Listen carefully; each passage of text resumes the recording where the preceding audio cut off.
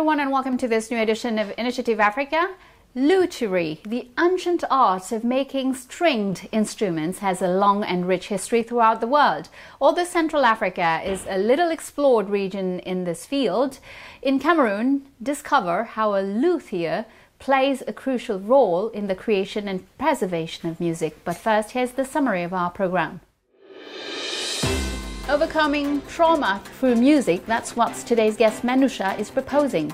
Encourage my friends in voice to go back to when they were 5. On the playground, they don't care who's listening, what teacher is saying what, they just scream. And that frees a lot of people. We're off to Cameroon with Clovis Tufak, a Cameroonian luthier who is reinventing guitar making. The guitars I build are classic in terms of the wood species used. I have spruce here and ebony. Ebony for the keyboard and for the decoration. Les bennes pour le clavier en même temps, les bennes pour la décoration. The Gabonese choir, le Chant sur la Lowé, has been performing a versatile repertoire for 30 years.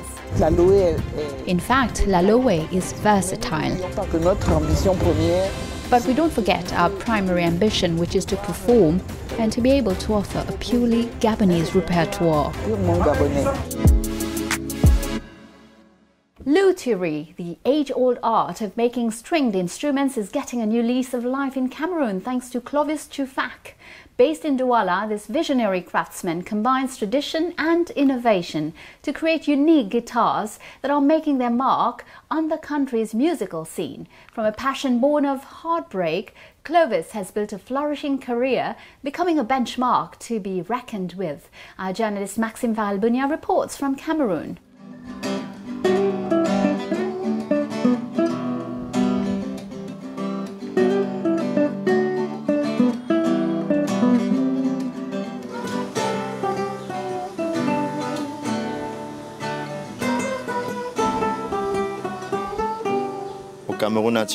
In Cameroon, currently we have young people who are not so much in this field, so we're really pleased to arrange guitars made in Cameroon, made in Africa. You know, in the guitar series we have 3 types of guitar: amateur, professional and super professional. He's not an amateur at the moment, he's a professional. It all started from a story, a heartbreak that gave rise to his passion for violin making. It would later become Clovis's profession.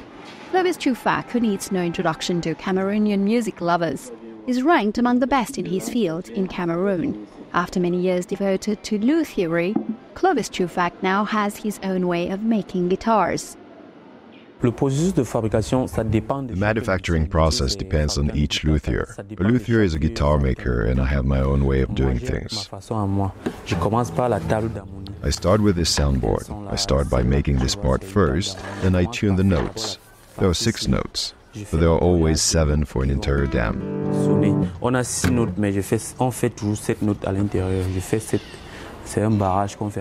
After the soundboard, I make the sides, and after making the sides, I melt it, then make the neck. And you'll always see this on my guitars.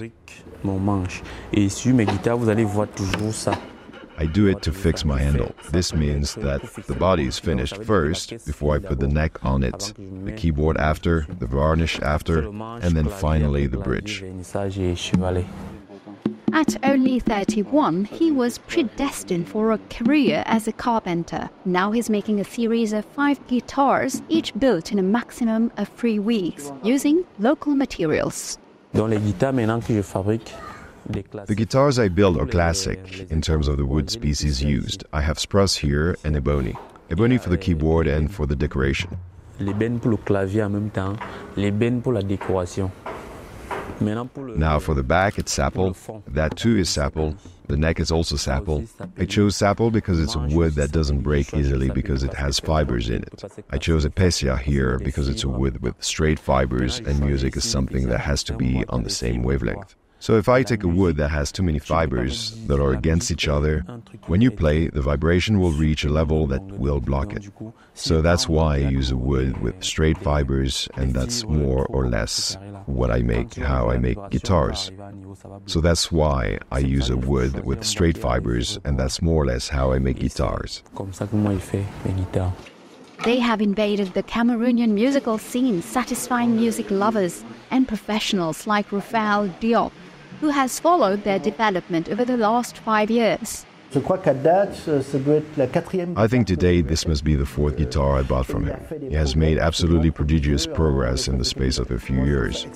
Personally, I think it's extraordinary with the means he had, especially with the way he studied lutherie, because he's completely self-taught. Because there are no music schools, I think, here in Africa. He has the level of European luthiers, which is extraordinary because European luthiers, in terms of acoustic guitar, are the best in the world. So today Clovis could perfectly well open a luthier's workshop in Italy or France and not be ridiculous, even in Spain, and I can tell you that it's an absolutely extraordinary performance. We can compare it with the great sporting performance of Francis Ngannou, martial arts champion, because almost no one can do that. To add more strings to his bow, Clovis has also been trained and now owns a training school for youngsters wanting to learn to play the guitar.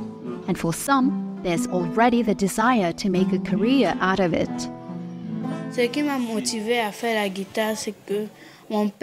What motivated me to play the guitar was that my father wanted us all to be guitarists, so I agreed because I wanted to be a guitarist myself. What I've learned is that no matter how hard or easy it is, what counts is what you can do and learn. The teacher always tells me to go home and do it again so that I don't forget the chords, so I often go home, practice, read my notebooks, and only then do other activities. In a country where luthiery remains little known, Clovis Choufac stands out as a pioneer, aspiring to open a guitar-making training school in the years to come. His inspiring story reveals not only his passion for his craft, but also his burning desire to share his knowledge and spread the art of violin making in Cameroon and beyond.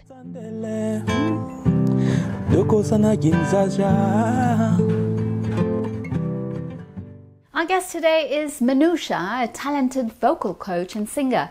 Originally from Côte d'Ivoire with roots in Cameroon, Menoosha has lived and worked between Germany and France. Find out more about her career from her beginnings as a young singer in a choir in Abidjan to her musical career in Germany. She also shares her thoughts on her identity and her formative experiences. I met with her. Hello, Menoosha. Thank you for joining me on Initiative Africa. It's great to have you. Menoosha, you were born in Côte d'Ivoire from Cameroonian parents. You live in Germany, but also in France. How would you describe yourself to our audience? A few words. First and foremost, Pan-African. I also feel like a world citizen because I've been here and there. I'm a lover of music and arts, lover of people. So we'll stop here for now, as in what describes me the best. You started singing as a child in a choir, a local choir, right? Les Oiseaux du Monde. How does the kid from Abidjan become a singer in Germany?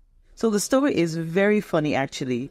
I take my plane, I leave Abidjan, I land in Germany, to be more specific, in Frankfurt. I start my journey as a student in graphic design, but because the music gene is still there, I take upon myself to write an ad on the local classifieds that I'm a singer looking for a band to continue to practice music and just perform. And I did get an answer from a group called Us to You, and they really gave me my performing background as a soloist. And that's how it all went. From there, I was able to network with other musicians, other singers, and I was able to really grow as an artist.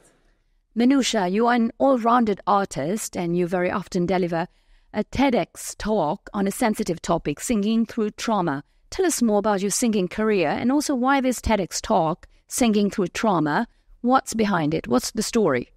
So, as far as my singing career is concerned, from the classifieds ad till today, a lot happened, of course. I was able to network so much that I was blessed enough to have the opportunity to open for artists such as Miriam Makeba, Lowé. I was able to release albums as well, 2 albums so far that did quite well for an independent artist. I was able to be part of listed in some charts, and this to me is big. I was able to last year to tour with the great Imperieux a whole year, which was fantastic, and all of this was enough experience to nourish the idea that I had for the TED Talk that you just mentioned, Singing Through Trauma. It's practically just a talk about how singing is a real transformative tool for anyone to heal, to develop oneself, to take care of oneself. So it's full of findings as a vocal coach, but also as a singer and a woman navigating through the realities of life. Is there any personal story behind it? I mean, doing this TEDx talk and this kind of coaching, is there a message with connection with your own personal experience? Absolutely. There's so many instances that that inspired this talk. I would take, for example, from a personal point of view, I remember this point of my life when I was completely down and out, and I was a singer, but I wasn't connected with the fact of singing for myself, because I was always used to, being on stage and singing for people. So you're down and out, you've lost everything, and you're singing, and all of a sudden you realize that you actually have a tool to cope with your pains until you get to your therapist, So that was a great moment to experience. Another experience that I had as a vocal coach, I worked with a lady that I met, very confident, very successful in her life. She just wanted to sing and improve her resonance, which I didn't understand because her speaking voice was very present. But the minute she started singing, she had a little voice. We spent the first 3 weeks trying to, boost that resonance, and I kept facing a wall and facing some obstacle. I told her, when you sing, I have the impression that someone is holding your neck. And she tells me, yes, I know what you mean. When I was a teenager, I was raped. And while I was raped, the rapist held my neck and told me if he tell anyone, I will finish. So that mark of the hand was there. And the child in her was silent. So working with her and eventually getting to create a new resonance in her singing voice was absolutely transformative for myself as a vocal coach. To see such a transformation really changed me and reinforced my conviction of why I'm here to do this.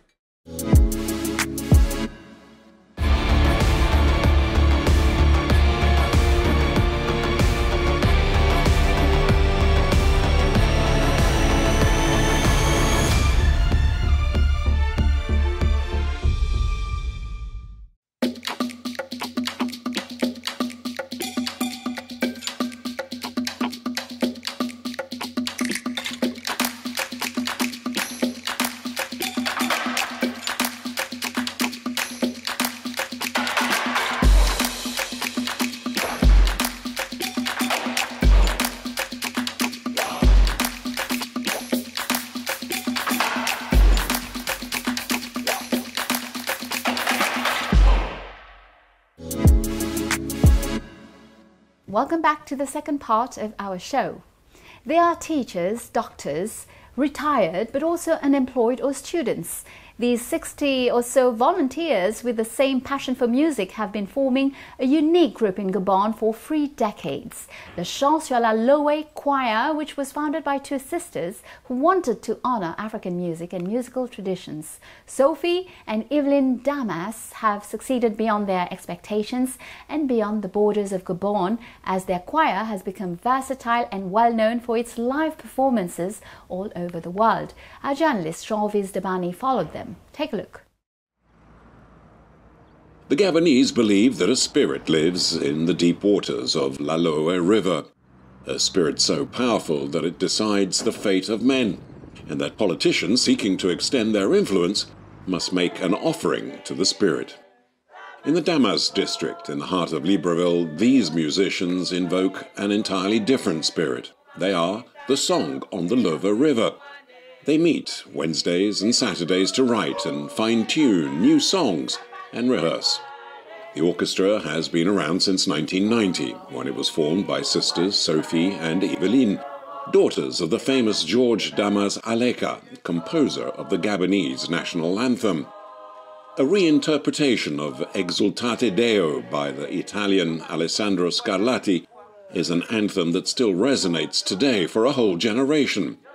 The sisters decided to create an orchestra to bring together all who shared this passion. Sophie, the group's co-founder, remembers those early days clearly.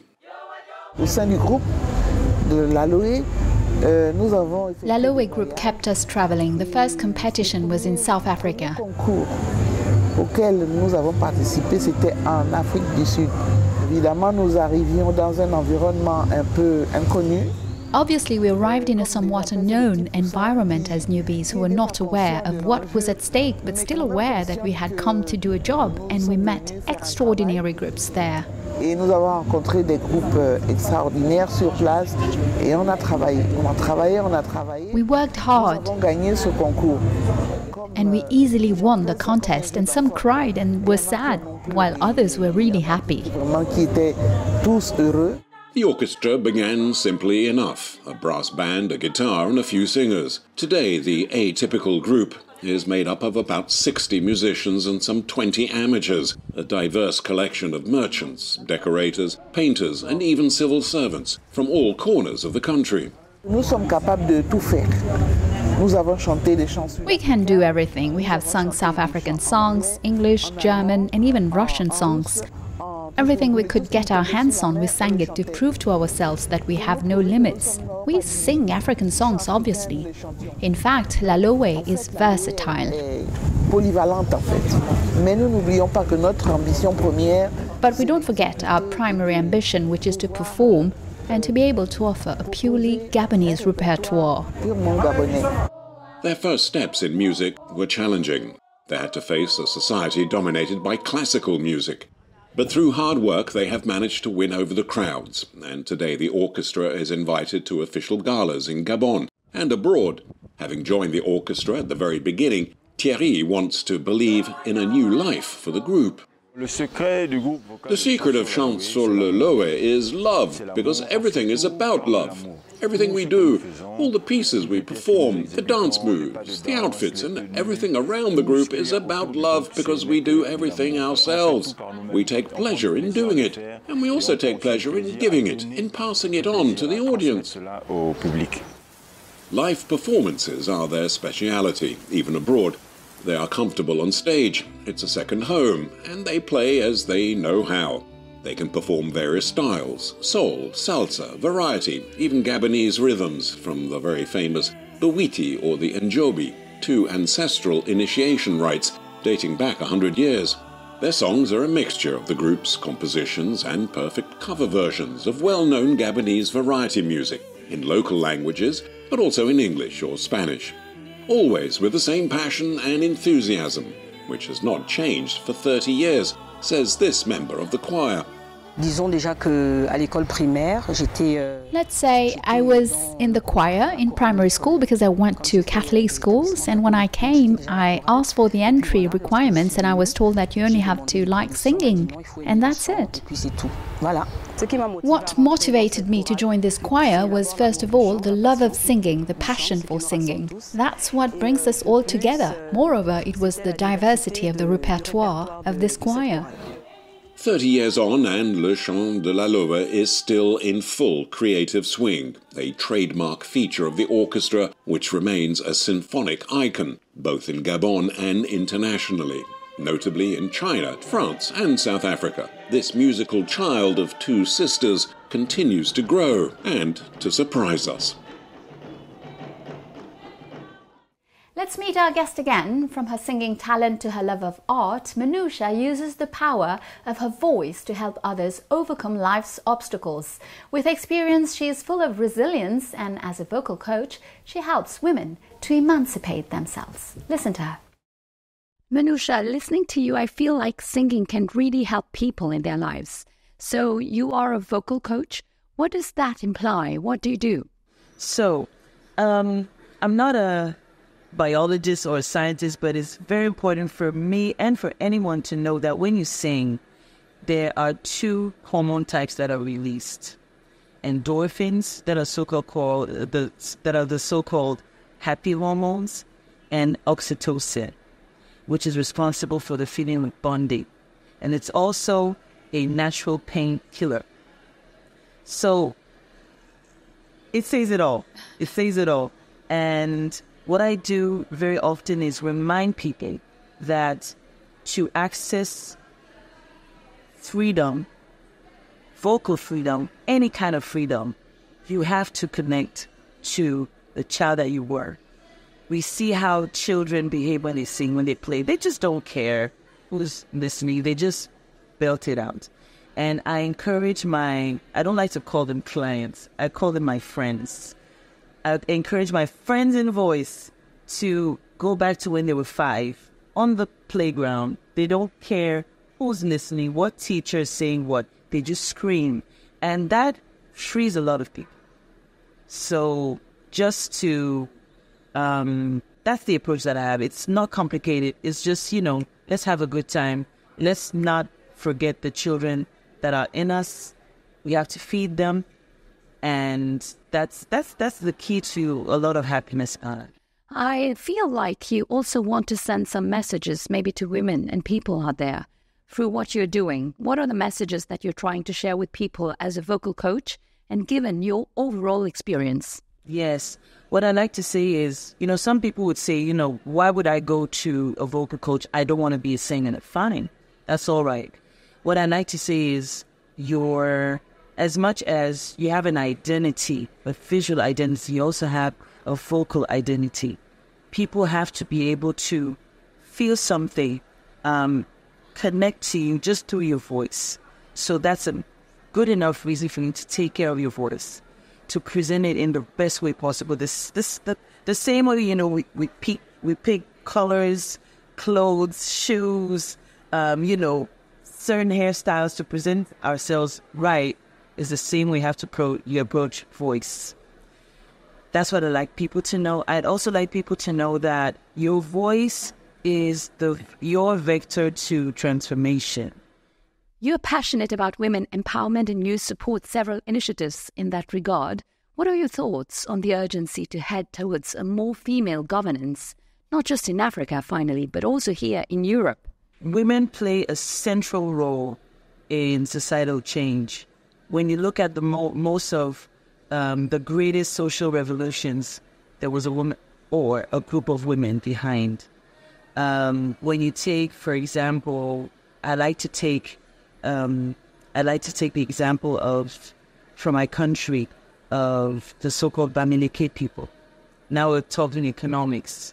Bamileke people are known for being financially and commercially extremely shrewd, and are the initiators of that, the women. So you also have in Togo the Mama Bens. The Mama Bens from the 80s. They rocked the world with their dynamic power, They started from nothing.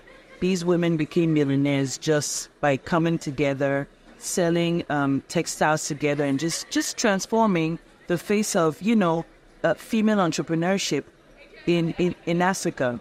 We need to encourage that and reduce this disparity between male and female roles so that we can all advance together. We can't win with some people being up and other people being down. You have this connection with Africa, but also with the diaspora in Europe. Why is it so tough for women sometimes to succeed? They are talented, but they are still struggling. Why is it so difficult? And it's not just an African question, it's also a European one. Many women grow up are taught that they need to stay in the back, that they can't be loud enough. Not loud enough, but they can be louder, be quiet, be beautiful. That's enough, and that really plays into your psyche as far as how you react when you see certain opportunities. I think part of the reason why there's a lot of trouble with female leadership is not just because there are not enough opportunities, but also when the opportunities are laid out, many women feel, oh, that's not for me. I have too many children. I'm married. I can't go past, I'm a woman, point blank. I'm too old. So many, we have so many mental barriers, mental limitations that stop us from achieving our full potential. And achieving your full potential is not a narcissistic thing. It is something that you do for the greater good, because your purpose is connected to someone else's purpose. So if you say no to your own purpose, you're being a disservice to someone else. So you cannot move in this life saying no to yourself because you're saying no to someone else. So I think that's food for thought for all of us to answer our call to the call to our purpose.